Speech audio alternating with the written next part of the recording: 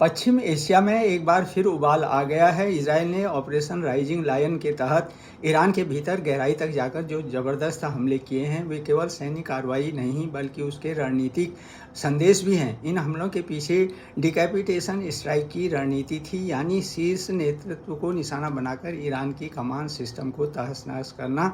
इसलिए इस अभियान में ईरान के परमाणु ठिकानों, बैलिस्टिक मिसाइल साइटों और Islamic revolutionary guard corps IRGC व सशस्त्र बलों के शीर्ष नेताओं को निशाना बनाया गया, जिसमें ईरान के सेना प्रमुख समेत 20 कमांडर मारे गए। 6 परमाणु वैज्ञानिकों की भी मौत हुई।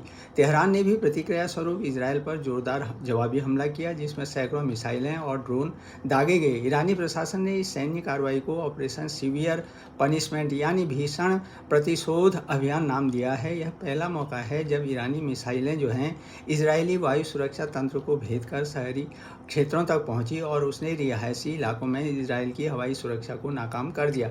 इस बीच अमेरिका के राष्ट्रपति डोनाल्ड ट्रंप ने फिर ईरान को परमाणु समझौते के लिए चेतावनी दी है।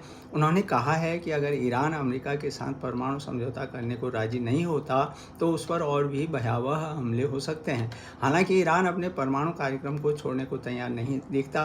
संयुक्त राष्ट्र की परमाणु देखरेख संस्था IAEA ने भी माना है कि ईरान अपने परमाणु समझौते के दायित्वों का उल्लंघन कर रहा है। इसी के बाद जो है इजरायल और अमेरिका इस बात को लेकर चिंतित हो गए कि अगर ईरान को परमाणु हथियार मिला तो वह क्षेत्रीय शक्ति बन सकता है। P5 देश, जिसमें अमेरिका है, रूस है, चीन है, फ्रांस और ब्रिटेन, ईरान के परमाणु कार्यक्रम को लेकर वर्षों से सक्रिय रहे हैं। इन देशों ने जर्मनी के साथ मिलकर 2015 में ईरान से संयुक्त व्यापक कार्य योजना JCPOA परमाणु समझौता किया था, जिसमें व्यवस्था की गई थी कि ईरान अपने परमाणु कार्यक्रम को जो है सीमित करे और बदले में जो उस पर अंतर्राष्ट्रीय प्रतिबंध हैं वो हटाए जाएं। हालांकि अमेरिका के समझौते से बाहर निकलने के बाद तनाव बढ़ा है और ईरान पर फिर से प्रतिबंध व टकराव की स्थिति बनी हुई है। अब मौजूदा परिस्थितियों में लगता है कि ईरान और तेजी से परमाणु हथियार कार्यक्रम की ओर बढ़े और परमाणु अप्रसार संधि NPT से भी बाहर हो जाए। ऐसा होने पर खाड़ी देशों, खासकर सऊदी अरब की चिंता बढ़ेगी और वे भी परमाणु कार्यक्रम की ओर जो है कदम बढ़ा सकते हैं। वैश्विक परिप्रेक्ष्य में देखें तो इस तनाव का असर वैश्विक ऊर्जा बाजार पर भी पड़ा है।